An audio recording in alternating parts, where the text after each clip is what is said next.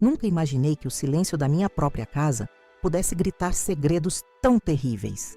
Meu nome é Renata Queiroz, 36 anos, e até 3 meses atrás eu acreditava ter uma vida comum, um casamento estável e um marido que apenas viajava demais. Hoje estou aqui, com as mãos ainda trêmulas, para compartilhar como uma simples arrumação transformou minha vida num pesadelo que nem nos meus piores sonhos eu conseguiria imaginar. Tudo começou numa terça-feira de outono em Ribeirão das Flores, aquela cidadezinha pacata de Minas Gerais onde nasci e cresci. O vento balançava as cortinas da sala, enquanto eu tomava meu café, sozinha como de costume quando Antônio estava em viagem. Ele havia partido há 2 dias para mais uma de suas longas jornadas de trabalho como representante comercial. 1 semana em Curitiba, disse ele, beijando minha testa antes de sair com aquela mala de couro marrom que o acompanhava em todas as viagens. 8 anos de casamento e eu já estava habituada às ausências dele. Antônio sempre foi um homem reservado, discreto, daqueles que falam pouco sobre o trabalho, mas trazem presentes bonitos das cidades que visitava. É o preço do sucesso, ele costumava dizer. E eu acreditava. Como professora de História do Colégio Estadual Monteiro Lobato, eu tinha minha rotina, meus alunos, minha vida pequena, mas satisfatória. Decidi aproveitar aquela semana sozinha para fazer algo que planejava há meses. Reorganizar completamente nossa casa, especialmente aquele quarto de hóspedes que havia se transformado num depósito de caixas e objetos sem utilidade. É só jogar fora o que não serve mais. Antônio sempre dizia quando eu sugeria arrumar aquele espaço. Agora entendo por que ele nunca queria que eu mexesse lá. As primeiras horas da arrumação foram normais. Separei roupas para doação, organizei livros antigos, limpei o pó acumulado nos móveis. O rádio tocava baixinho músicas antigas enquanto eu trabalhava. Lembro perfeitamente da canção que tocava quando tudo mudou. Construção, do Chico Buarque. Estranho como alguns detalhes ficam gravados na memória, não é? Foi quando comecei a esvaziar o armário antigo de madeira maciça, aquele móvel pesado que Antônio insistiu em manter quando nos mudamos, mesmo parecendo deslocado na decoração do quarto. Ao remover as últimas caixas de sapatos do fundo, notei algo estranho. O forro de madeira parecia diferente. Uma parte do fundo não encaixava perfeitamente com o restante. Passei os dedos pela superfície e senti uma pequena elevação, quase imperceptível. A curiosidade me consumiu. Usei uma pequena espátula da cozinha para forçar aquela parte do forro. E, para minha surpresa, ele se moveu. Havia um espaço escondido ali, um compartimento secreto. Meu coração acelerou, não de medo ainda, mas daquela excitação infantil de quem descobre um tesouro escondido. Talvez fossem economias que Antônio guardava para uma surpresa, ou documentos importantes. O que encontrei foi uma caixa metálica, daquelas antigas de munição, repintada de preto fosco. Não havia cadeado, apenas um pequeno fecho que abri com facilidade. Naquele momento, minha vida ainda era normal. Naquele momento, eu ainda era apenas uma mulher curiosa sobre o que seu marido guardava em segredo. A tampa rangeu levemente ao ser aberta. O primeiro objeto que vi foi um lenço vermelho com pequenas flores brancas bordadas.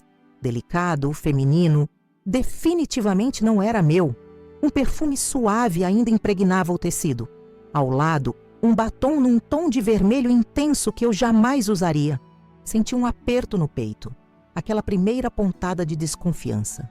Estaria Antônio me traindo? Continuei a investigar o conteúdo da caixa. Um par de brincos prateados em formato de estrela. Um chaveiro com um pequeno urso de pelúcia. Uma pulseira de couro trançado. Todos objetos nitidamente femininos. Todos desconhecidos para mim. A sensação de traição crescia. Mas algo não parecia certo. Não eram presentes ainda não entregues. Alguns pareciam usados, pessoais. No fundo da caixa, encontrei um envelope de papel pardo. Dentro dele, fotografias. A primeira mostrava uma jovem de cabelos castanhos sorrindo em frente a uma cafeteria. Não havia nada de suspeito na imagem em si, mas a expressão no rosto dela parecia natural, espontânea, como se não soubesse que estava sendo fotografada. A segunda foto mostrava outra mulher, loira, saindo de um prédio comercial. A terceira, outra desconhecida em um ponto de ônibus. Senti um calafrio percorrer minha espinha. Aquilo não parecia um caso amoroso comum. Parecia algo muito mais perturbador. Por que Antônio teria fotos de mulheres diferentes, aparentemente tiradas sem que elas soubessem? Por que guardaria objetos pessoais delas? No fundo do envelope, encontrei também recortes de jornais. O primeiro deles, amarelado pelo tempo, trazia uma manchete pequena. Jovem desaparece a caminho do trabalho em Belo Horizonte. A foto da mulher desaparecida era a mesma da primeira fotografia que eu tinha em mãos. Senti meu estômago afundar. Com as mãos tremendo, espalhei o resto do conteúdo da caixa pelo chão do quarto. Havia mais recortes, mais fotos, mais objetos pequenos e pessoais. E, escondido entre tudo isso, um pequeno caderno de capa preta. Ao abri-lo, encontrei a caligrafia inconfundível de Antônio, aquela letra inclinada e precisa que eu conhecia tão bem dos bilhetes de amor que ele me deixava nos primeiros anos de casamento. As primeiras linhas daquele caderno congelaram meu sangue. Mariana Lopes, 27 anos, secretária. Rotina previsível, mora sozinha. Observada por 16 dias. Coleta realizada em 0504, procedimentos habituais aplicados. Objeto coletado, lenço vermelho. Deixei o caderno cair. Minha mente se recusava a processar o que aquelas palavras significavam. Mas meu corpo já sabia. Minhas mãos tremiam. Meu coração disparava. Minha respiração ficava cada vez mais difícil. Aquela caixa não continha evidências de traição. Continha algo muito pior. Levantei-me cambaleante e corri para o banheiro, onde vomitei violentamente. Enquanto me apoiava na pia, olhando meu rosto pálido no espelho, uma avalanche de memórias invadiu minha mente. As viagens frequentes de Antônio, sempre para cidades diferentes. Como ele sempre voltava mais calmo, mais satisfeito. Os comentários ocasionais sobre crimes nos noticiários e como ele prestava atenção especial quando falavam de pessoas desaparecidas. Voltei ao quarto como uma sonâmbula. Precisava ter certeza. Precisava confirmar que não estava imaginando coisas, tirando conclusões precipitadas de uma situação que poderia ter outra explicação. Peguei meu celular com mãos trêmulas e comecei a pesquisar os nomes que encontrei no caderno. Um após o outro, todos apareciam vinculados a casos de desaparecimento. E as datas, todas coincidiam com as viagens de Antônio. Olhei para o relógio, eram apenas 2 da tarde. Antônio não voltaria por pelo menos mais 5 dias. 5 dias para eu decidir o que fazer com a monstruosa descoberta que acabara de fazer. O homem com quem eu dividia minha cama, meus sonhos e minha vida não era quem eu pensava. Sentada ali, no meio daquelas provas horríveis, percebi que precisava agir com cautela. Se meu marido realmente era o que aquelas evidências sugeriam, eu também poderia estar em perigo. Com o coração ainda acelerado, respirei fundo e tentei organizar meus pensamentos. Precisava ter um plano. Minha primeira reação foi ligar para a polícia imediatamente, mas algo me deteve. E se eu estivesse errada? E se houvesse alguma explicação? 8 anos de casamento não podiam terminar com uma ligação precipitada baseada em suposições, por mais sólidas que parecessem. Decidi fazer o que sempre fiz quando precisava pensar. Organizei. Com cuidado, separei cada item da caixa sobre a mesa de centro da sala. Cada objeto, cada foto, cada recorte de jornal. Fiz isso meticulosamente, como se estivesse catalogando artefatos para uma aula de história. A ironia não me escapou. Eu, que sempre ensinei aos meus alunos a importância de analisar evidências históricas, agora fazia o mesmo com os possíveis crimes do meu próprio marido. Os objetos eram variados, mas seguiam um padrão perturbador. Todos pertenciam a mulheres. Todos eram pequenos, pessoais, íntimos. Não eram joias caras ou itens valiosos. Eram fragmentos de vidas. Um elástico de cabelo usado, um chaveiro com iniciais gravadas, um porta-retratos miniatura com a foto de uma criança. O mais inquietante era uma mecha de cabelo amarrada com uma fita delicada. As fotos formavam outro conjunto de evidências. 17 mulheres diferentes, todas fotografadas sem que percebessem. Em estacionamentos, saindo do trabalho, caminhando em parques. Algumas apareciam em sequências, como se tivessem sido seguidas por dias. Antônio havia marcado algumas com pequenas anotações no verso. Rotina previsível, mora sozinha, sem família próxima. Os recortes de jornal eram o que mais me aterrorizava. 9 matérias sobre desaparecimentos, todas de mulheres entre 25 e 40 anos. As datas eram espaçadas, cobrindo os últimos 6 anos. 6 anos do nosso casamento de 8. Todas as mulheres tinham algo em comum comigo. Eram de estatura média, cabelos escuros, professoras ou profissionais da educação. Esse detalhe fez meu sangue gelar ainda mais. Seria eu o tipo dele? Estaria eu vivendo com um predador que me mantinha viva por algum motivo que minha mente se recusava a contemplar? O caderno preto era o item mais revelador e o que eu mais hesitava em examinar novamente. Mas sabia que precisava fazê-lo. Com as mãos tremendo, abri-o e comecei a ler mais atentamente. A primeira entrada datava de março de 2018, 2 anos após nosso casamento. Nela, Antônio descrevia com precisão clínica como havia selecionado sua primeira vítima, palavra que ele próprio usava. Patrícia Nogueira, 29 anos, professora de geografia em uma escola particular de Belo Horizonte. Ele a havia observado por 3 semanas, mapeando sua rotina, seus hábitos, seus momentos de vulnerabilidade. Na entrada final sobre ela, escreveu apenas: concluído, menos caótico do que esperava. As páginas seguintes narravam um padrão semelhante, repetido a cada poucos meses, sempre durante suas viagens de negócios, sempre com a mesma eficiência metódica que eu admirava nele em nossa vida cotidiana. Sua capacidade de organização, sua atenção aos detalhes. Características que agora adquiriam um significado sinistro e repulsivo. Fechei o caderno e corri para o banheiro novamente, desta vez apenas para jogar água gelada no rosto e tentar acalmar minha respiração ofegante. No espelho, não reconhecia a mulher que me encarava de volta. Olhos arregalados, pele pálida, expressão de horror absoluto. Quem era eu agora? A esposa de um monstro? Uma potencial vítima? Uma cúmplice involuntária? Voltei para a sala e encarei aquele mosaico macabro que havia montado sobre a mesa. Precisava de ajuda, mas não podia simplesmente chamar qualquer pessoa. Peguei meu celular e, após alguns momentos de hesitação, liguei para a única pessoa em quem confiava completamente. Tainá Moraes, minha amiga desde a infância. Tainá, preciso que você venha até minha casa agora. É urgente. Não posso explicar por telefone.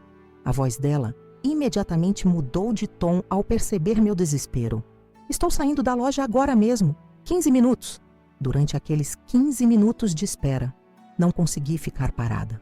Andei pela casa como um animal enjaulado, parando ocasionalmente para olhar as fotos emolduradas nas paredes.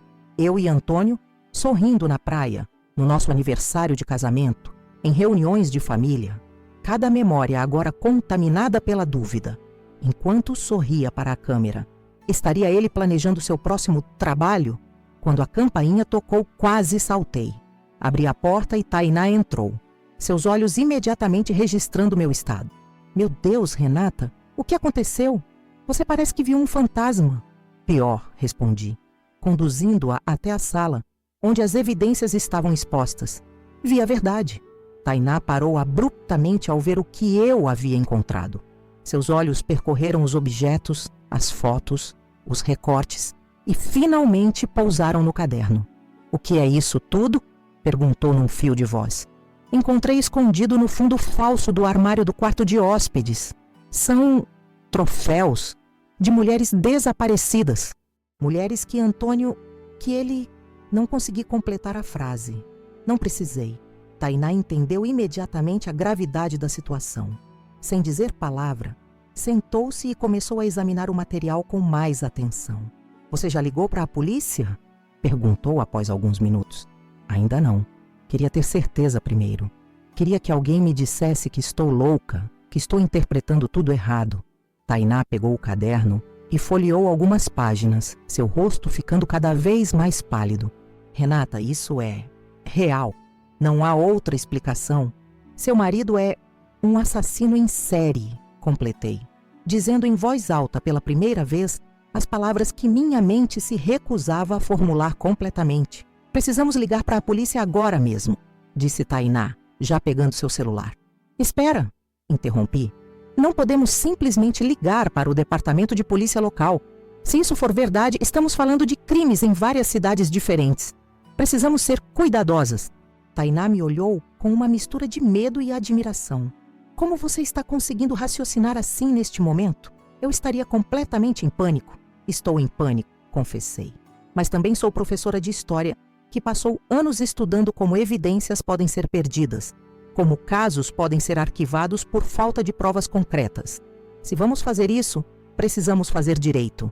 Passamos a hora seguinte fotografando cada item, cada página do caderno. Fizemos cópias digitais de tudo, enviando para nossas nuvens pessoais e e-mails alternativos. Se algo acontecesse com as provas físicas, teríamos backups. Conheço alguém que pode nos ajudar, disse Tainá finalmente. Rogério Duarte. É um investigador particular. Trabalhou na polícia por anos antes de sair para abrir sua própria agência. Ele saberia como proceder, a quem contatar. A ideia de envolver mais uma pessoa me assustava. Mas Tainá tinha razão. Precisávamos de alguém com experiência. Alguém que soubesse navegar pelo sistema. Ligue para ele, decidi. Rogério chegou 2 horas depois. Um homem de meia idade, expressão séria, e olhos que pareciam ter visto mais do que gostariam. Escutou nossa história sem interrupções. Examinou as evidências com mãos enluvadas, insistiu em usar luvas para não contaminar possíveis provas. E, finalmente, sentou-se pesadamente na poltrona da sala. Senhora Queiroz, vou ser direto. O que temos aqui é evidência suficiente para iniciar uma investigação formal. Seu marido, pelo que posso ver, está envolvido em pelo menos 9 desaparecimentos, possivelmente homicídios. Ouvir aquilo de um profissional tornou tudo ainda mais real, mais terrível. O que fazemos agora? Perguntei. Não podemos ir diretamente à polícia local. Seu marido pode ter contatos, pode ser avisado. A estratégia mais segura seria contatar a Polícia Federal. Casos interestaduais são da alçada deles. Tenho um contato lá, alguém em quem confio. E enquanto isso, Tainá perguntou o que eu estava pensando. Enquanto isso, a senhora não pode ficar aqui, Rogério disse olhando diretamente para mim. Se seu marido suspeitar que você descobriu algo, você estará em perigo imediato. A realidade da minha situação finalmente me atingiu com força total. Eu não poderia voltar para minha própria casa. Não poderia dormir em minha própria cama. O homem com quem eu dividia minha vida era um monstro. E agora eu era possivelmente seu maior risco. Pode ficar na minha casa, ofereceu Tainá imediatamente. Tenho o quarto de hóspedes pronto. Concordei com um movimento de cabeça, incapaz de falar. A ideia de sair da minha própria casa como uma fugitiva parecia surreal, mas não havia alternativa. Precisamos ser discretos, continuou Rogério. Pegue apenas o essencial. Roupas para alguns dias, documentos importantes, medicamentos se precisar. Nada que indique uma saída permanente. Se seu marido ligar, diga que está cuidando de uma amiga doente. Algo assim. E as provas? Perguntei, indicando os itens na mesa. Vou levar comigo. Tenho um cofre seguro no escritório. Amanhã cedo entro em contato com meu colega na Federal. Enquanto arrumava uma pequena mala, tentei manter a compostura, mas era impossível. Lágrimas silenciosas escorriam pelo meu rosto enquanto colocava algumas peças de roupa na mala. Olhei para a cama que compartilhava com Antônio, para o porta-retratos com nossa foto de casamento no criado mudo. Como não havia percebido nada?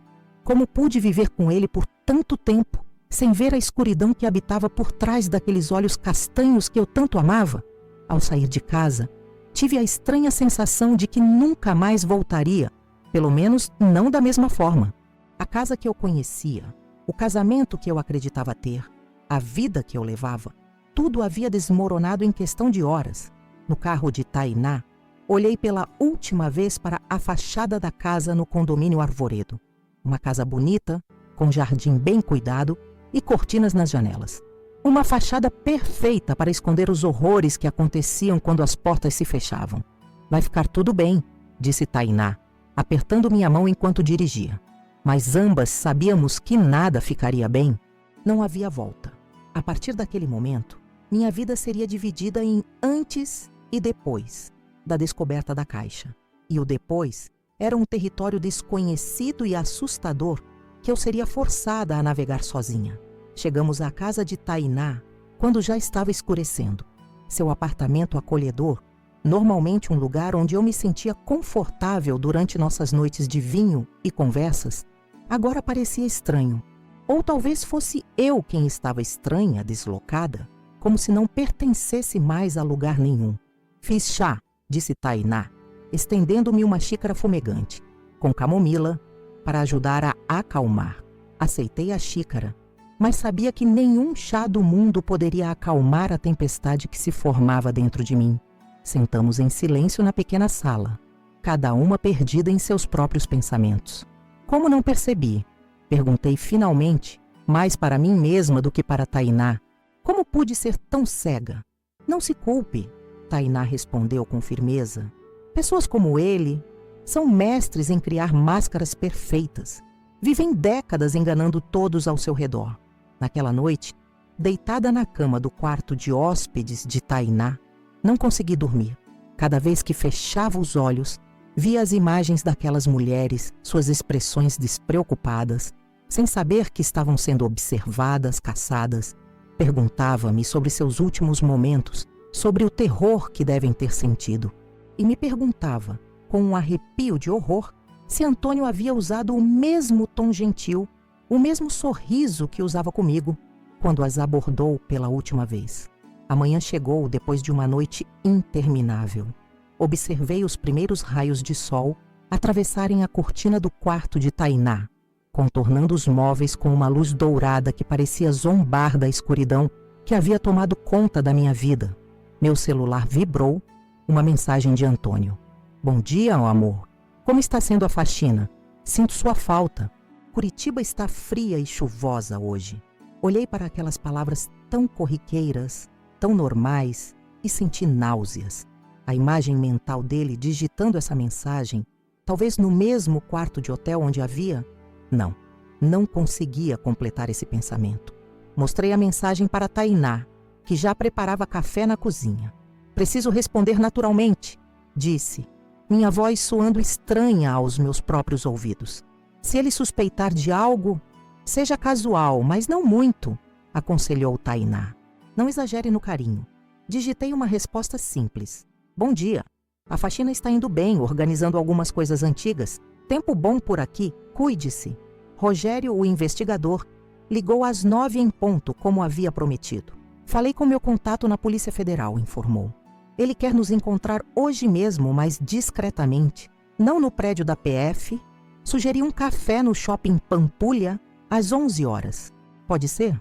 Sim, respondi automaticamente, enquanto uma parte distante de minha mente se perguntava como era possível estar marcando um encontro com a Polícia Federal para discutir os crimes do meu marido. Parecia algo saído de um filme, não da vida da professora Renata Queiroz. Chegamos ao shopping 20 minutos antes do horário marcado, mais por ansiedade do que por pontualidade.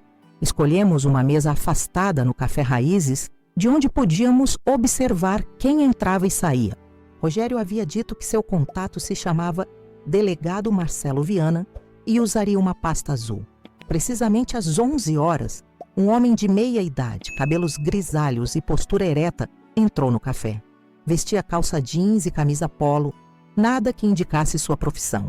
A pasta azul debaixo do braço era o único sinal combinado. Rogério acenou discretamente e o homem se aproximou, sentando-se conosco. Senhora Queiroz, ele disse após as apresentações. Lamento profundamente a situação em que se encontra. Rogério me mostrou algumas das evidências esta manhã e concordo que temos motivos para uma investigação aprofundada. Sua voz era calma, profissional, mas gentil. Algo naquela gentileza quebrou mais uma camada da minha resistência. Senti as lágrimas brotarem e lutei para contê-las. O que vai acontecer agora? Perguntei, orgulhosa por ter mantido a voz firme. Primeiro precisamos confirmar alguns dos casos mencionados no caderno, explicou o delegado. Verificar os desaparecimentos, correlacionar datas, locais. Depois, precisaremos de um mandado para investigar propriedades que possam estar vinculadas ao seu marido, a casa de vocês, eventual escritório, Veículos.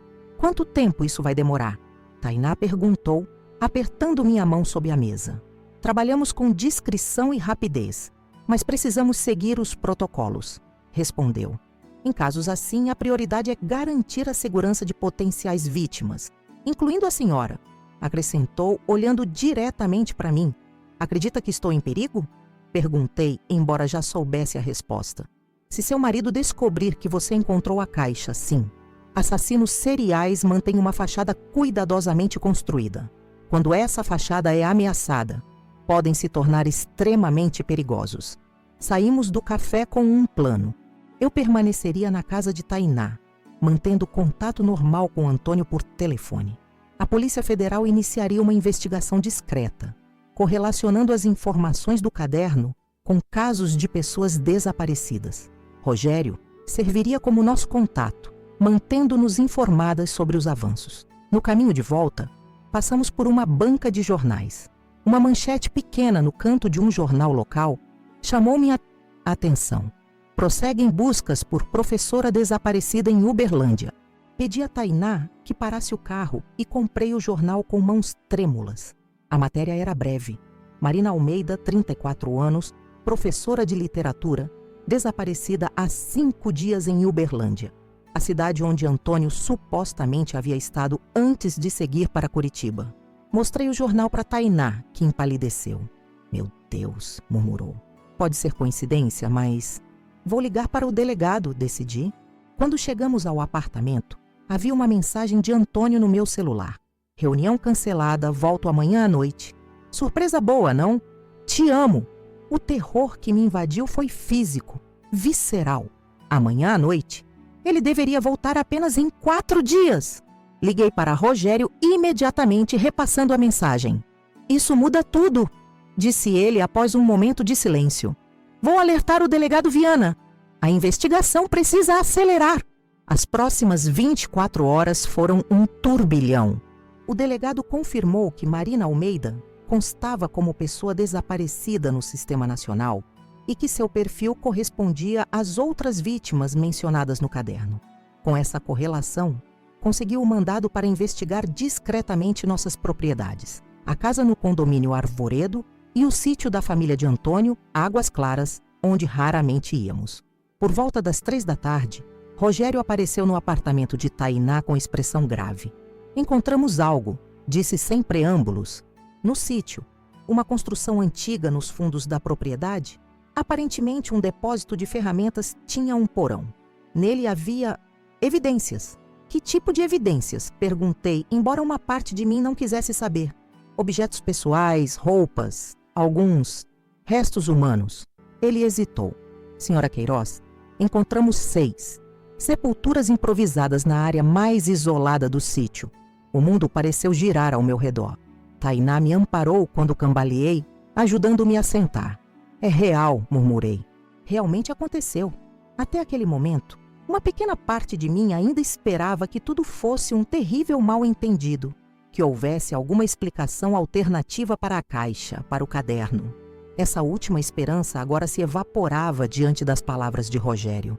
Há mais, continuou ele. A equipe forense encontrou um espaço na casa principal do sítio, um quarto fechado à chave, convertido em uma espécie de santuário. Havia fotos das vítimas nas paredes, e no centro, uma foto sua. Minha? Sim, da sua formatura. E escritos inquietantes. Anotações sobre como você foi a primeira que ele poupou e a única que mereceu viver. Um calafrio percorreu minha espinha. Em meio ao horror das descobertas, surgiu uma nova e perturbadora pergunta.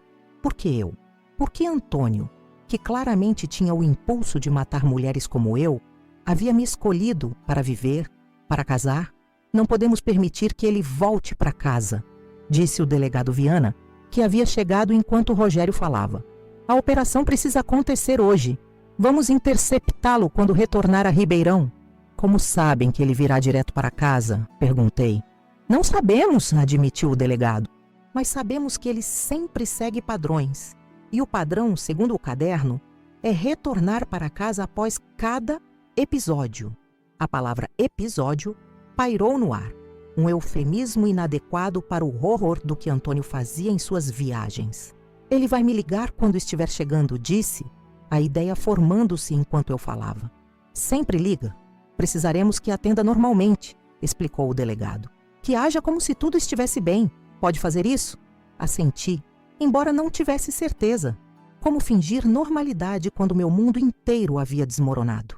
As horas seguintes foram de preparação intensa. Agentes da Polícia Federal posicionaram-se discretamente ao redor do condomínio Arvoredo. Outros monitoravam as principais entradas da cidade. Eu permanecia no apartamento de Tainá, aguardando a ligação que indicaria o retorno de Antônio. Às 6h40 da tarde, meu celular tocou. O nome Antônio piscou na tela e senti meu coração disparar. Respirei fundo, tentando acalmar o tremor em minhas mãos, e atendi. Oi, amor, disse, surpreendendo-me com a naturalidade da minha própria voz. Estou chegando em Ribeirão, respondeu ele, a voz tranquila e afetuosa que eu conhecia tão bem. Devo estar em casa em meia hora. Comprei um presente para você. Que bom, consegui responder. Estou ansiosa para ver. Tudo bem por aí?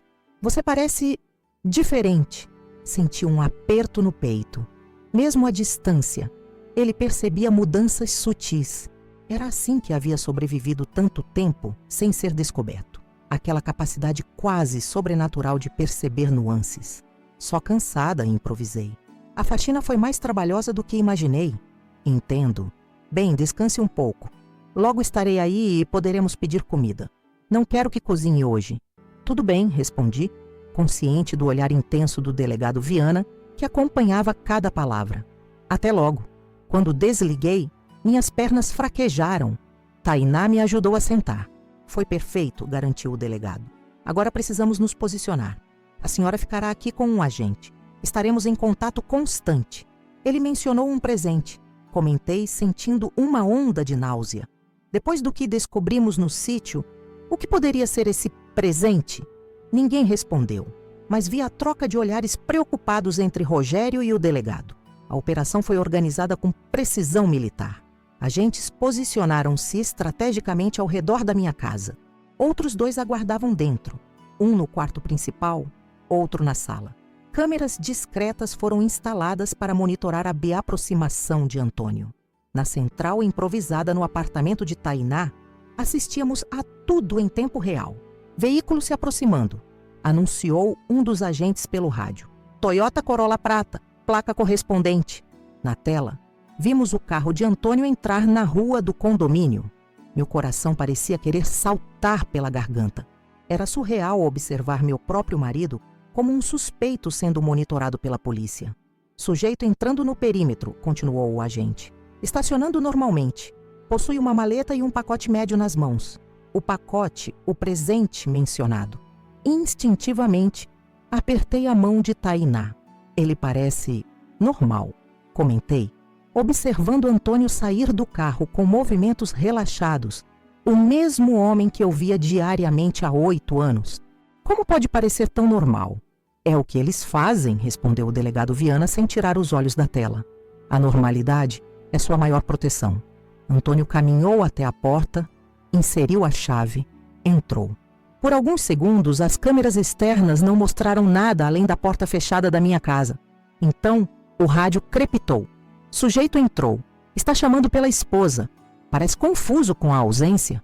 Vi Antônio percorrer a sala, olhando ao redor, chamando meu nome. Colocou o pacote sobre a mesa de centro, uma caixa embrulhada em papel azul com um laço prateado. Em seguida, notou algo estranho. A porta do quarto de hóspedes aberta. A ausência das caixas que antes estavam empilhadas lá. Seu rosto mudou. Foi sutil, quase imperceptível, mas vi o momento exato em que a suspeita nasceu em seus olhos. Ele caminhou rapidamente até o armário do quarto de hóspedes, abriu-o, agachou-se para verificar o fundo falso. Quando se levantou, sua expressão era irreconhecível. O homem que eu conhecia havia desaparecido, substituído por algo frio e calculista. Ele percebeu, disse o delegado. Equipe prosseguir com a aproximação. Repito, prosseguir com a aproximação. Na tela vimos Antônio pegar o celular, discar rapidamente. Meu celular começou a tocar. Olhei para o delegado que assentiu. Atenda normalmente. Mantenha-o falando. Com dedos trêmulos, atendi. Oi, disse, tentando soar casual. Onde você está? A voz dele estava controlada, mas havia uma tensão subjacente que nunca tinha ouvido antes. Na casa da Tainá, respondi, seguindo o roteiro que tínhamos preparado. Ela não estava se sentindo bem, vim fazer companhia. Um silêncio do outro lado. Na tela vi Antônio apertar o celular com tanta força que seus nós dos dedos ficaram brancos. Você mexeu no armário do quarto de hóspedes, disse ele finalmente. Não era uma pergunta. Senti um frio na espinha. O delegado gesticulou para que eu continuasse. Sim, estava fazendo a faxina, lembra? Organizei algumas coisas. Outro silêncio. Na tela, vi Antônio olhar diretamente para uma das câmeras ocultas, como se soubesse exatamente onde estava. Um sorriso frio e desconhecido surgiu em seu rosto. Você encontrou, não foi? Perguntou com voz suave, quase gentil. Minha coleção especial. O delegado fez um gesto urgente para os agentes pelo rádio. Na tela, vi-o se aproximando silenciosamente de Antônio, que continuava parado, celular no ouvido, olhando diretamente para a câmera. Antônio, comecei sem saber o que dizer. Eu! Sabe por que você é especial, Renata? Interrompeu ele, ainda com aquela voz terrivelmente calma. Porque você foi a única que poupei. Porque você nunca questionou, nunca suspeitou. Era perfeita na sua cegueira confiante. Na tela, os agentes entraram na sala, armas apontadas. Antônio não pareceu surpreso. Estão aí, constatou, ainda falando comigo. A polícia, você os chamou. Antônio Bragança, anunciou um dos agentes. Você está sendo preso pelo desaparecimento e morte de Marina Almeida e outras vítimas. Tem o direito de permanecer em silêncio. Antônio ignorou completamente o agente, mantendo os olhos fixos na câmera, como se olhasse diretamente para mim. Abra o presente, Renata, disse suavemente. Deixei na mesa da sala. É algo especial, escolhi só para você. A ligação foi encerrada, quando os agentes o derrubaram no chão, algemando-o. Mesmo assim, ele manteve aquele sorriso estranho, como se soubesse algo que ninguém mais sabia. O pacote, murmurei, olhando para a caixa azul com laço prateado que permanecia intocada sobre a mesa. O que tem dentro? Não toque em nada, ordenou o delegado falando rapidamente no rádio. Equipe de perícia verificar pacote deixado pelo suspeito. Potencial evidência. Nas horas seguintes, testemunhei a desconstrução completa da minha vida anterior. A casa onde vivera por anos transformou-se em uma cena de crime, com peritos vasculhando cada canto. O pacote foi aberto com extremo cuidado. Continha um delicado colar de prata, com um pingente em forma de borboleta e um cartão escrito à mão. Para minha borboleta que nunca tentou escapar da minha rede. Até que ponto sua lealdade vai, Renata? 3 dias se passaram desde a prisão de Antônio. 3 dias em que permaneci no apartamento de Tainá, incapaz de retornar à minha própria casa, agora isolada com faixas amarelas de cena de crime, que pareciam gritar para toda a vizinhança a monstruosidade que se escondia por trás de nossa fachada perfeita. O delegado Viana mantinha contato diário, atualizando-me sobre os avanços da investigação. Numa manhã chuvosa de quinta-feira, ele apareceu pessoalmente acompanhado de Rogério. Precisamos conversar, disse ele, com uma expressão que me alertou imediatamente que as notícias não seriam fáceis. Novas descobertas foram feitas. Sentamo-nos na pequena sala de Tainá. As xícaras de café permaneceram intocadas na mesa de centro, enquanto o delegado abria uma pasta. A perícia concluiu as escavações no sítio Águas Claras, começou ele. Encontramos mais 2. Sepulturas além das 6 iniciais. 8 vítimas confirmadas até agora. 8 mulheres. 8 vidas destruídas enquanto eu dormia tranquila ao lado do homem que as havia silenciado para sempre. A culpa me consumia, mesmo sabendo racionalmente que eu também era uma vítima. Conseguimos identificar 7 delas através de exames de DNA e registros dentários, continuou o delegado. Todas correspondem a casos de desaparecimento registrados nos últimos 6 anos em cidades onde seu marido esteve. Todas com perfil semelhante. Mulheres entre 25 e 40 anos, profissionais da educação, cabelos escuros. Como eu, murmurei. Sim, confirmou ele suavemente. Como você. E a 8ª vítima? Perguntou Tainá, apertando minha mão. O delegado hesitou. Ainda não identificada. Os restos são mais antigos, possivelmente de 8 ou 9 anos atrás. Anterior ao casamento de vocês, senhora Queiroz. A ideia de que os assassinatos haviam começado antes de mim trouxe uma estranha sensação. Não alívio exatamente, mas uma confirmação de que nada disso era minha culpa, que Antônio já era um monstro quando me conheceu. Há mais, continuou o delegado. Encontramos outro local, um galpão abandonado na Rua dos Ipês, zona industrial antiga. O proprietário declarou que o espaço estava alugado há 5 anos para uma empresa de nome Horizonte Consultoria, a mesma que aparece como empregadora no contra-cheque do seu marido. Empresa fantasma, concluí. Exatamente. O galpão foi convertido em uma espécie de estúdio. Havia equipamentos fotográficos, uma área isolada com paredes à prova de som e várias ferramentas. Ele não precisou detalhar para que eu entendesse o propósito daquele lugar. O galpão era onde Antônio levava suas vítimas, onde ele executava seus planos. A náusea familiar voltou e precisei respirar fundo várias vezes para controlá-la. Antônio falou? Perguntei finalmente. Ele confessou? Ainda não oficialmente, respondeu o delegado. Mas fez algumas declarações inquietantes durante os interrogatórios. Que tipo de declarações? O delegado trocou um olhar com Rogério, como se avaliassem se eu estava preparada para ouvir. Senhora Queiroz? Renata, disse ele, usando meu primeiro nome pela primeira vez. Seu marido fala de você com uma espécie de adoração distorcida. Ele se refere a você como sua obra-prima viva. Diz que você foi a única digna de ser preservada. Senti um arrepio de repulsa percorrer minha espinha.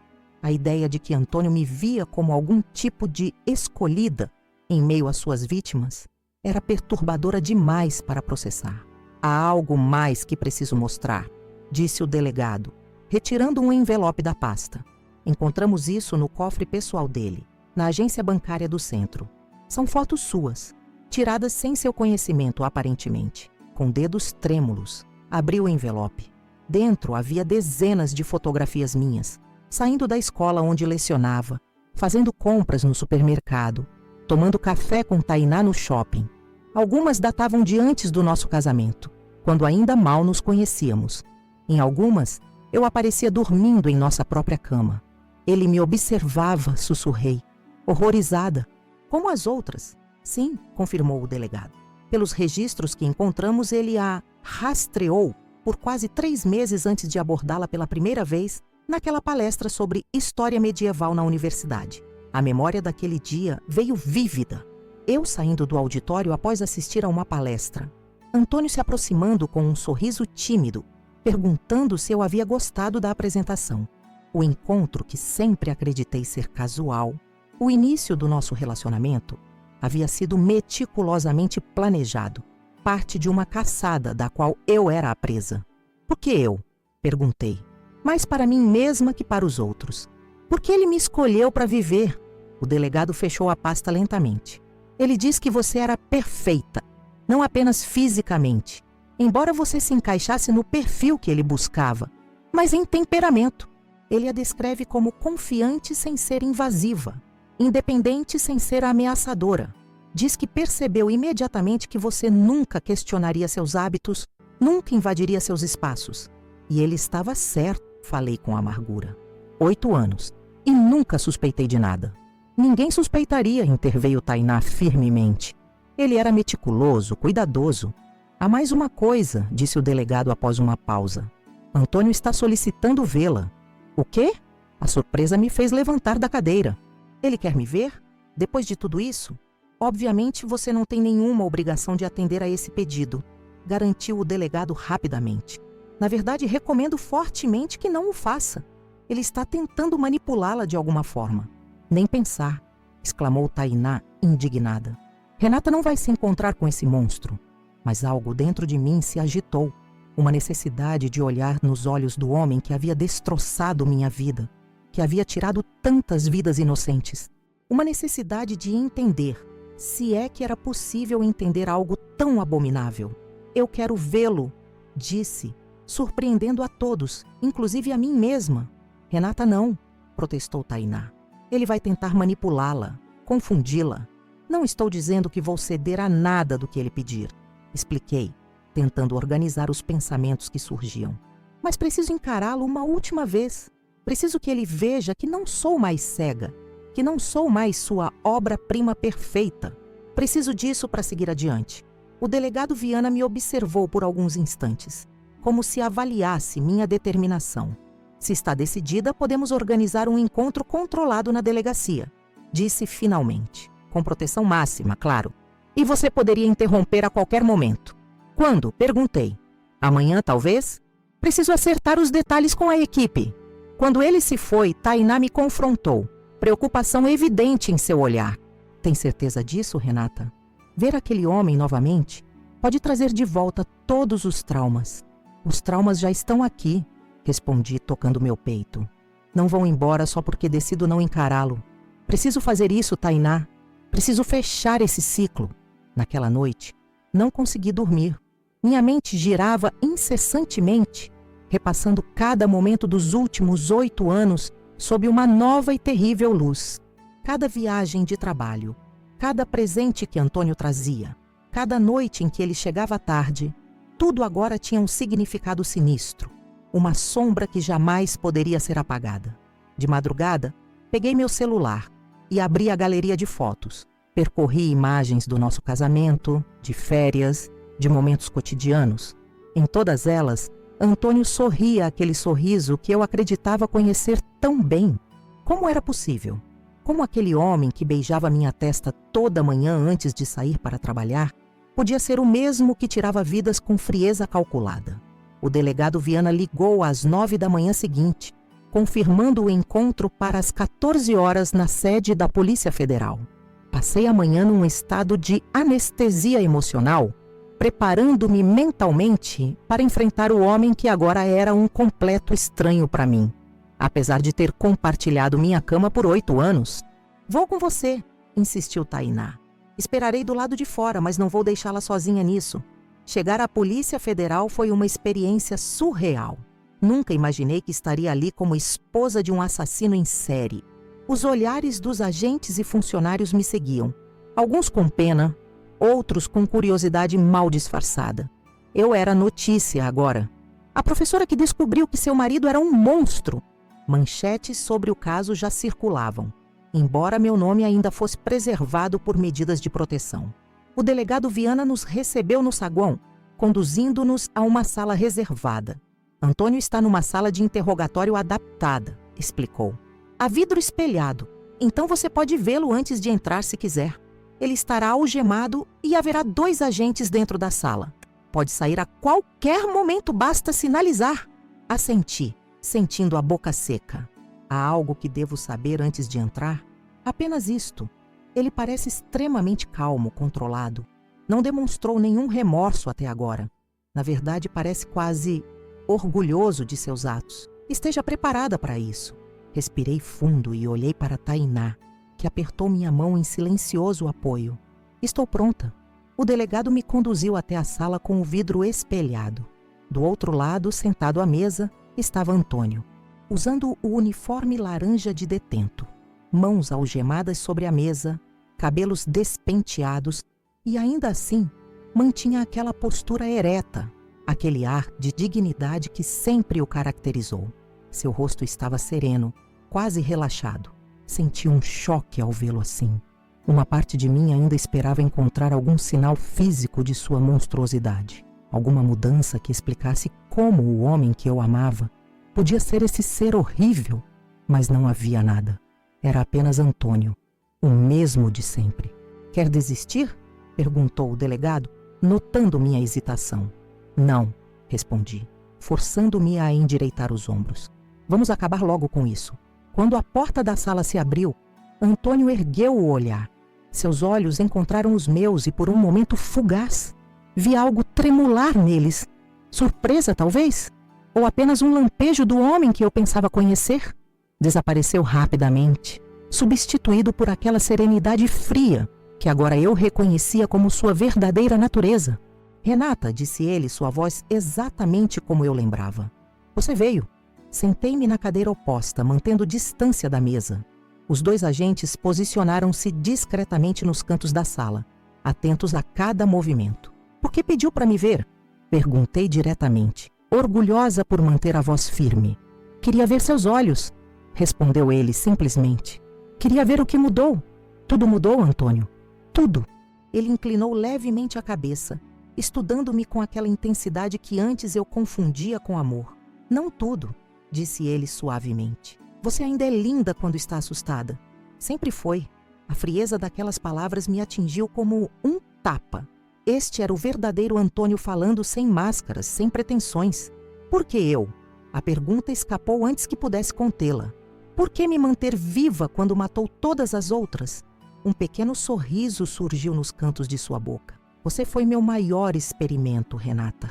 Queria ver se conseguiria manter alguém próximo, íntimo, sem que percebesse minha verdadeira natureza. E consegui, não foi? 8 anos e você nunca desconfiou. Havia um tom de orgulho em sua voz que me revoltou. Não foi uma conquista, respondi com firmeza. Foi apenas uma mentira prolongada, uma vida falsa. Falsa? Ele pareceu genuinamente curioso. O que foi falso exatamente? O carinho que demonstrei por você era real, à sua maneira. Os momentos que compartilhamos eram reais. Eu apenas omiti certas partes de mim. Partes? Você assassinou mulheres inocentes. Mulheres como eu. Sim, concordou ele, sem alterar seu tom calmo. Mulheres como você, mas que não eram você. Esse é o ponto, Renata. Você era especial. Não quero ser especial para um monstro, retruquei, sentindo a raiva crescer. Não quero ser sua exceção, sua experiência, sua obra-prima ou qualquer outra coisa doentia que você tenha imaginado. Antônio recostou-se na cadeira, as algemas tilintando levemente. Sabe o que mais me fascinou em você desde o início? Sua capacidade de aceitação. Quando nos conhecemos, você tinha acabado de perder seu pai. Estava vulnerável, procurando segurança. Aceitou tudo o que ofereci sem questionar, sem exigir. Era perfeita. A menção ao meu pai, que realmente havia falecido poucos meses antes de conhecer Antônio, me deixou nauseada. A ideia de que ele havia calculadamente se aproveitado de minha vulnerabilidade emocional era repulsiva. Todas elas eram perfeitas também, continuei. Todas as mulheres que você matou. Todas tinham vidas, sonhos, pessoas que as amavam. Elas eram símbolos, respondeu ele sem qualquer emoção. Representações. Cada uma delas carregava algo que precisava ser silenciado. O quê? O que elas possivelmente poderiam ter feito para merecer isso? Seu olhar tornou-se distante, como se contemplasse algo que apenas ele podia ver. Elas lembravam alguém. A primeira, a que começou tudo. Um arrepio percorreu minha espinha. A 8ª vítima não identificada. A mais antiga. Quem era ela, Antônio? Quem foi a primeira? Por um momento pensei que não responderia. Seu rosto assumiu uma expressão que nunca havia visto antes. Algo entre dor e prazer. Uma emoção perturbadora que não consegui nomear. Minha mãe, disse finalmente, sua voz quase um sussurro. Professora de literatura no ensino médio, cabelos escuros, olhos castanhos. Como todas as outras, como você. A revelação me atingiu como um golpe físico. Sua própria mãe, a mulher que, segundo ele mesmo me contara anos atrás, havia morrido num acidente de carro quando ele tinha 19 anos. Você... Nem consegui completar a frase. Foi um acidente, disse ele, embora seu tom não carregasse nenhum remorso. Ela descobriu algo que não deveria, assim como você. A diferença é que ela me confrontou. Você não. Você apenas fugiu. A confissão de Antônio sobre sua mãe ecoou pela sala de interrogatório. Senti como se o ar tivesse sido sugado do ambiente. Os agentes nos cantos da sala trocaram olhares significativos. Essa informação era nova para eles também. Você matou sua própria mãe, repeti. Não como pergunta, mas como confirmação da monstruosidade que sentavas à minha frente. Ela era controladora, continuou ele, sem demonstrar qualquer emoção. Sempre exigindo perfeição, sempre me observando, sempre invadindo meus espaços. Um dia, encontrou meu diário. Descobriu certos pensamentos que eu tinha. Confrontou-me, ameaçou me internar. Houve uma discussão. Ela caiu. Sua cabeça bateu na quina da mesa. Falava como se descrevesse um evento trivial, um pequeno acidente doméstico. E depois disso, você continuou, deliberadamente, planejando cada detalhe. Ele inclinou a cabeça, como se considerasse a questão. Percebi que tinha talento para isso, para observar, para selecionar, para transformar caos em ordem.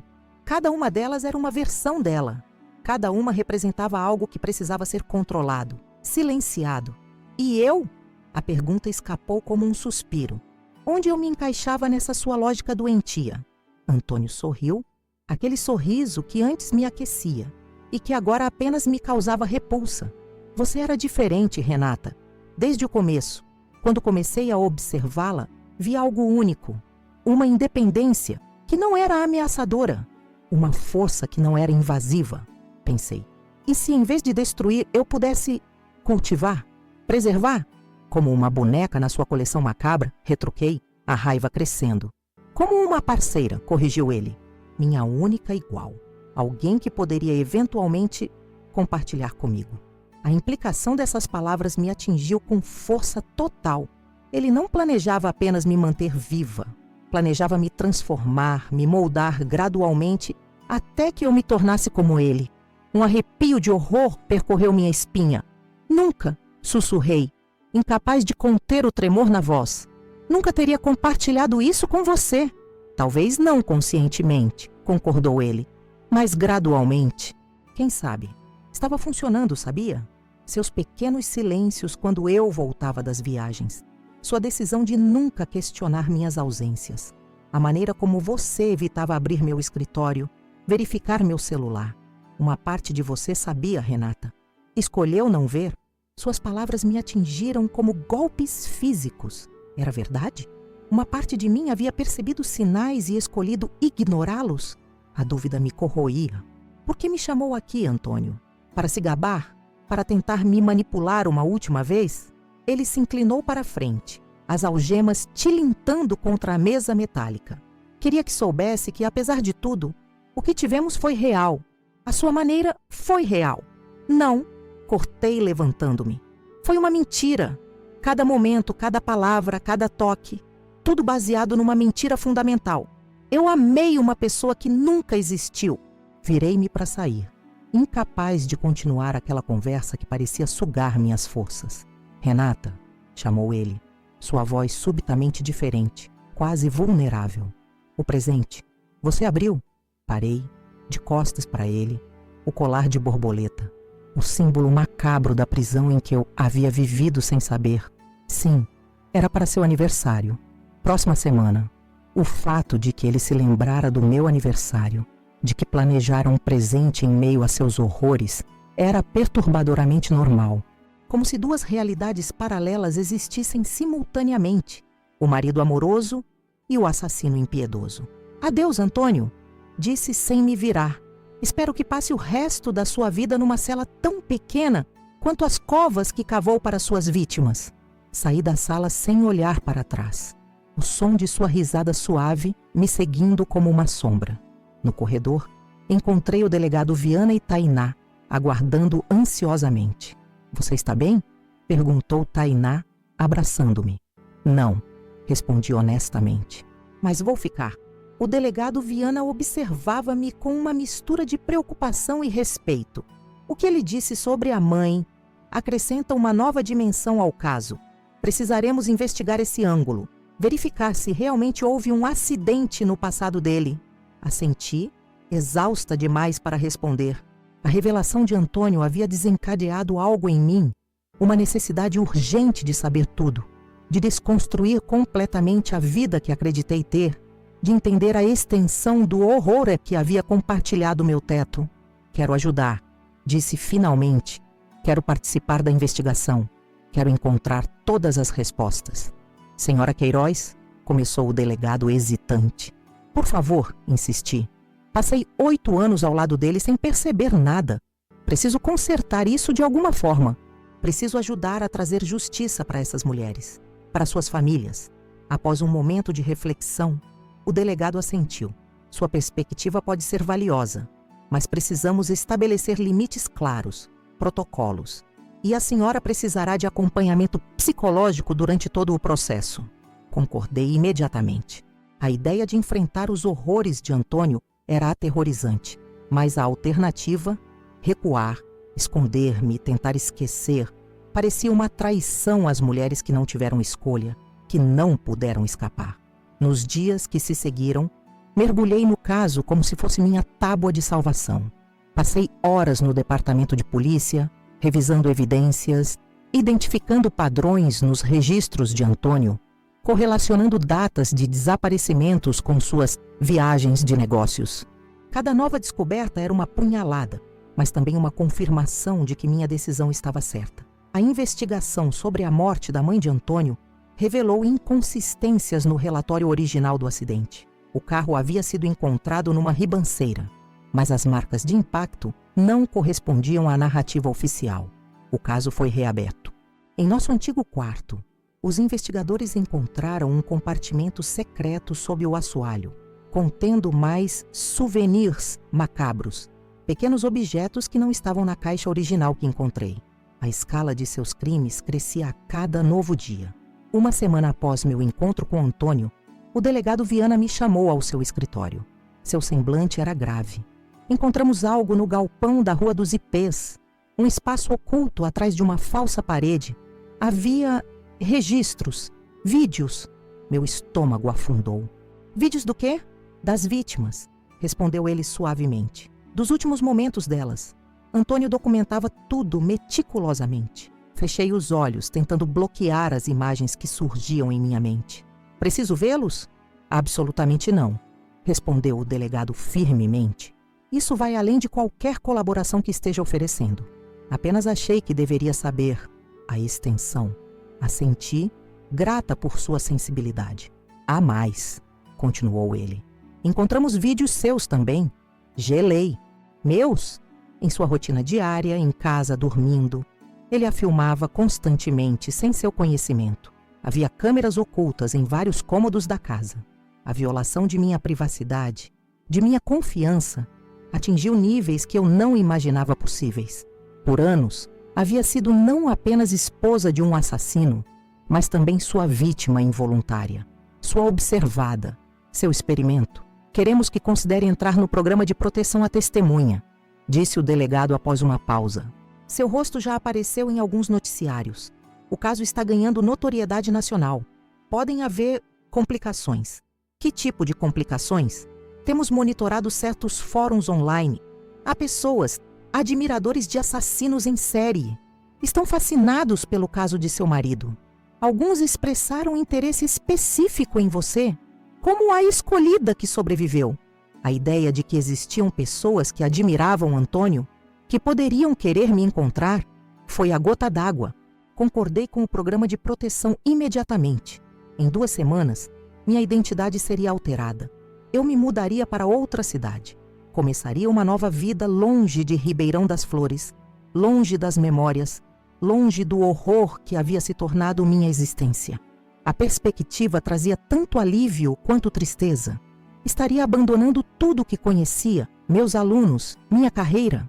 Na véspera de minha partida, fui autorizada a visitar nossa casa uma última vez, acompanhada por agentes para recolher pertences pessoais que queria levar. A casa já não estava mais isolada como cena de crime, embora permanecesse vazia, um monumento silencioso ao horror que havia abrigado.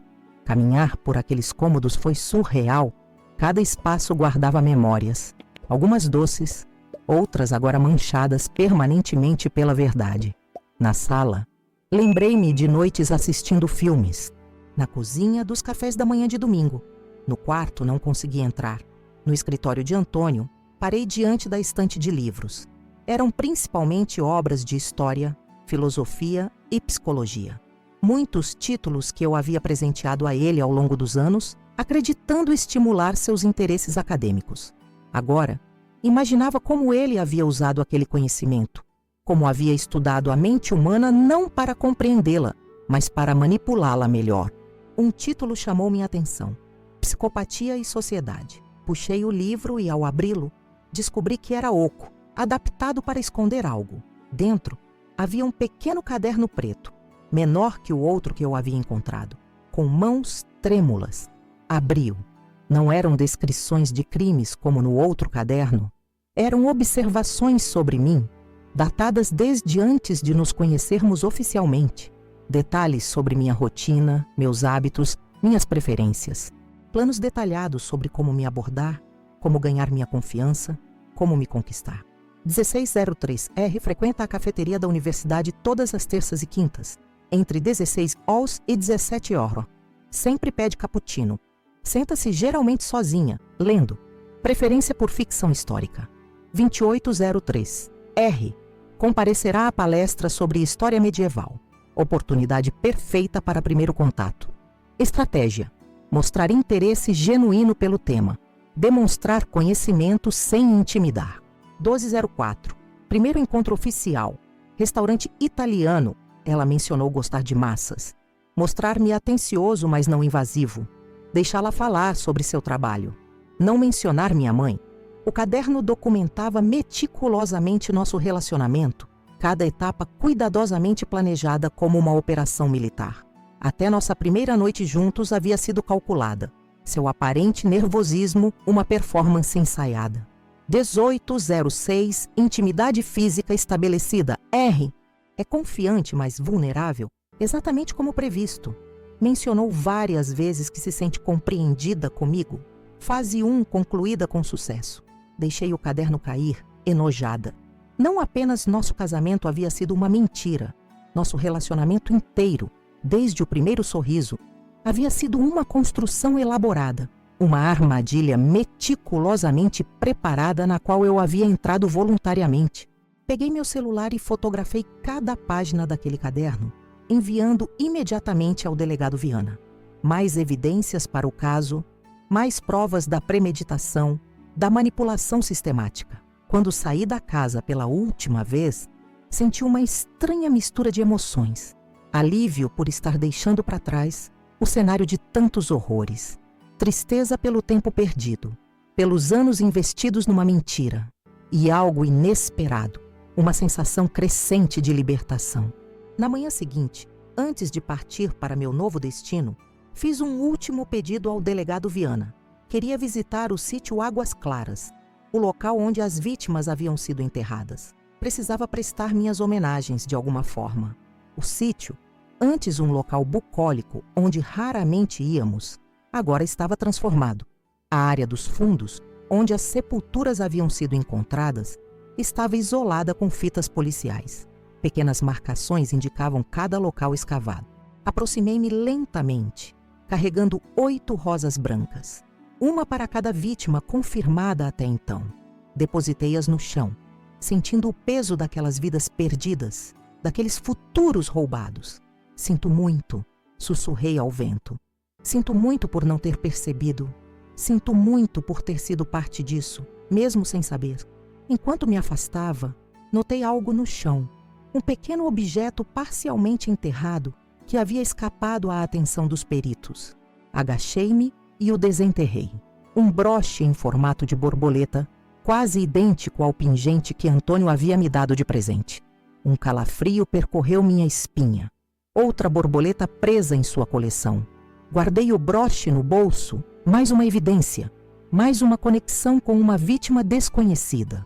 No carro, aguardando-me, estava Tainá, a única além das autoridades que sabia para onde eu iria, a única conexão que manteria com minha vida anterior. Pronta? Perguntou ela, apertando minha mão. Não, respondi honestamente. Acho que nunca estarei completamente pronta, mas preciso seguir adiante. Enquanto deixávamos para trás o sítio, a cidade, minha identidade, refleti sobre a extraordinária capacidade humana de reconstrução. Havia sobrevivido ao impensável. Havia descoberto uma verdade tão monstruosa que deveria ter me destruído. Mas aqui estava eu, respirando, movendo-me para frente, carregando as cicatrizes, mas não deixando que me definissem completamente. Meu nome agora seria outro. Minha história oficial, cuidadosamente fabricada. Mas a verdade, a terrível, inacreditável verdade, permaneceria dentro de mim, não como um fardo paralisante, mas como um lembrete constante da fragilidade das aparências, da importância de questionar, de nunca aceitar cegamente o que nos é apresentado. O julgamento de Antônio ocorreria em alguns meses. Eu testemunharia por videoconferência protegida pelo anonimato. As famílias das vítimas finalmente teriam respostas. Embora nunca pudessem ter verdadeira justiça, nada traria suas filhas, irmãs, mães de volta. Ao cruzarmos a divisa da cidade, olhei pelo retrovisor uma última vez. O sol se punha sobre Ribeirão das Flores, lançando longas sombras sobre as ruas que um dia chamei de lar. Em algum lugar naquela cidade, numa cela isolada, Antônio aguardava seu julgamento, talvez ainda acreditando que de alguma forma havia triunfado, que havia criado sua obra-prima perfeita. Mal sabia ele que sua maior criação havia se libertado. A borboleta havia escapado da rede, finalmente livre para voar com suas próprias asas, para criar seu próprio caminho. E embora as marcas de suas mãos permanecessem em minha alma, o poder que uma vez teve sobre mim diminuía a cada quilômetro que deixávamos para trás. Hoje, 3 anos depois de tudo que aconteceu, ainda acordo ocasionalmente no meio da noite. Meu corpo coberto de suor frio, imagens de uma caixa escondida e recortes de jornal pairando na escuridão. A verdade é que algumas feridas nunca cicatrizam completamente.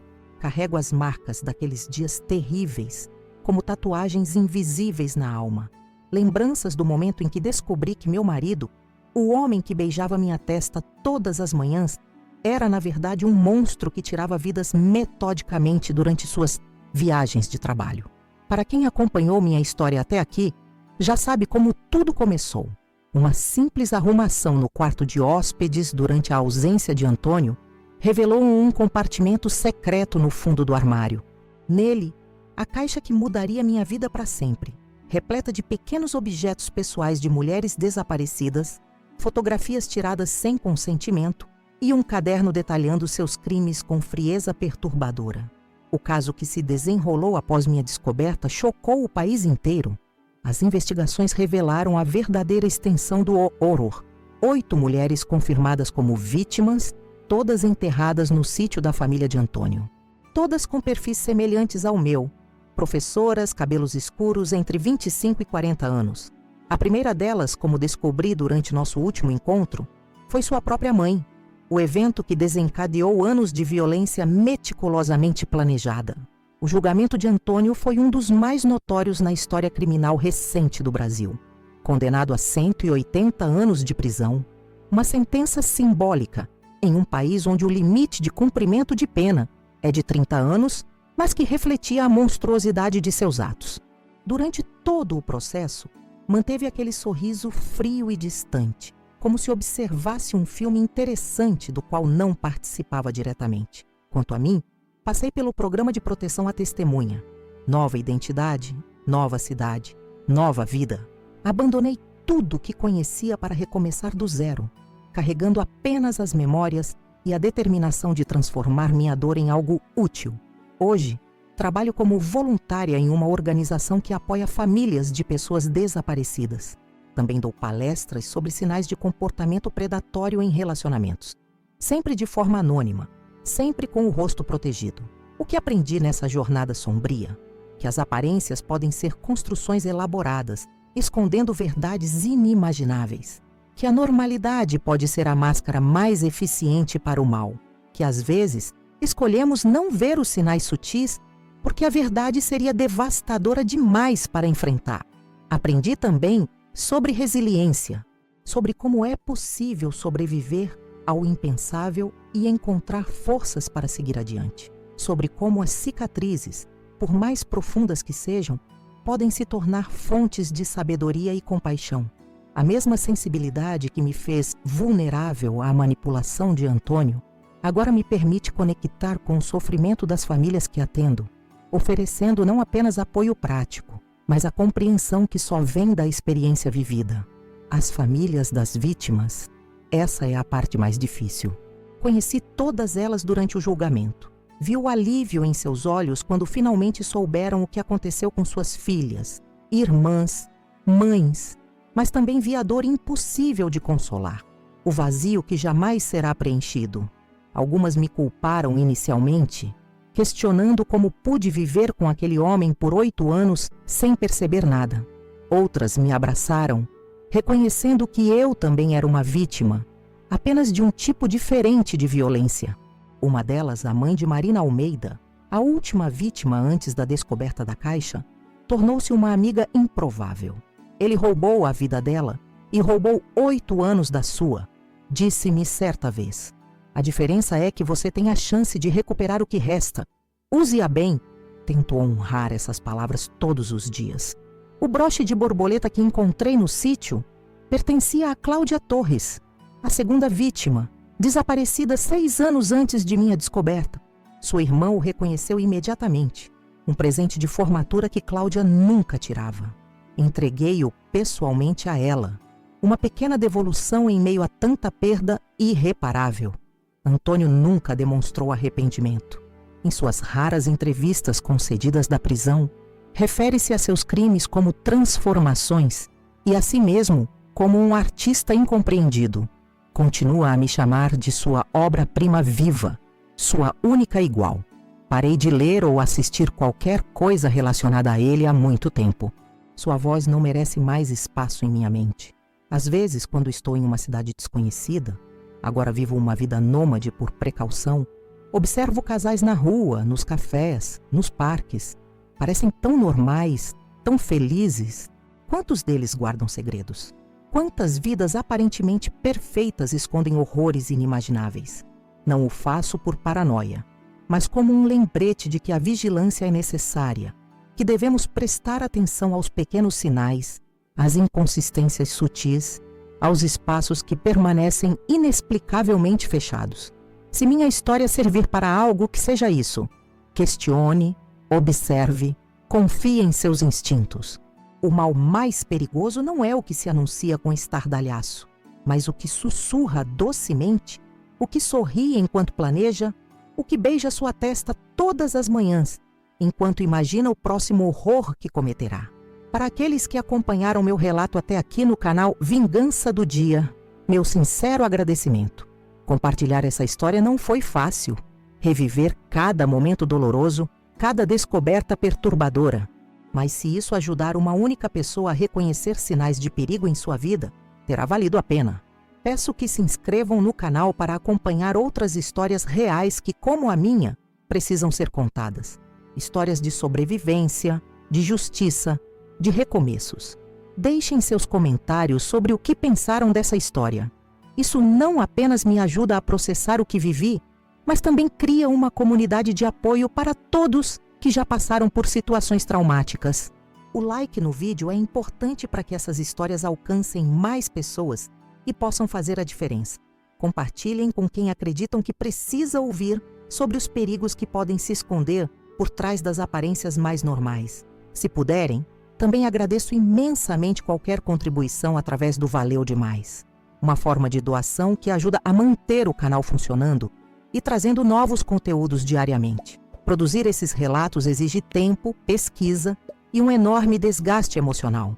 Seu apoio financeiro permite que continuemos esse trabalho de conscientização. Deixem nos comentários suas próprias experiências ou perguntas.